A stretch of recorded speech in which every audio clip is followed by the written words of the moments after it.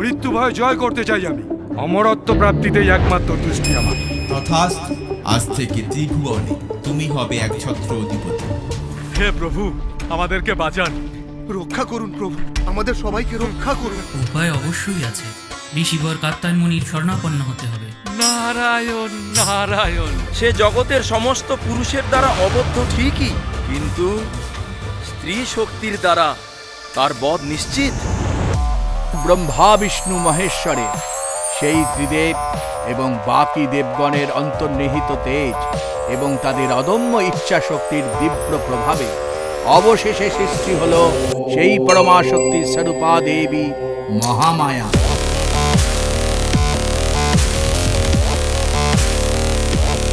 এদিকে দেবী দুর্গা তখন দশভুজা মূর্তির পরিগ্রহণ করে শঙ্খে দিলে হুঙ্কার।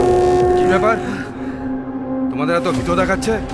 দেবতার এতদিন ধরে যে স্ত্রী শক্তির পূজা করেছিলেন, সেই স্ত্রী রূপকে আমরা কিছুক্ষণ আগে চাক্ষুষ করে আসলাম।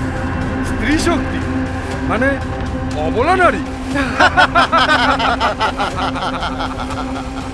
এমন দাম্ভিক এবং সাধারণ বোধজ্ঞান বিস্মিত যোগীকে এমন বর দেওয়া কি আদৌ সমীচীন ছিল? মহিষাসুরের তরফে দুই ভ্রাতা শুম্ভ এবং নিশুম্ভ যুদ্ধ করতে এলেন মহামায়ার সাথে।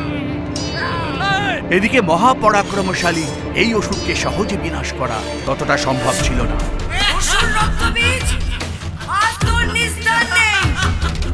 আমি সেই নারী, আমি সেই স্ত্রী শক্তি যার দ্বারাই তোমার মৃত্যু হবে।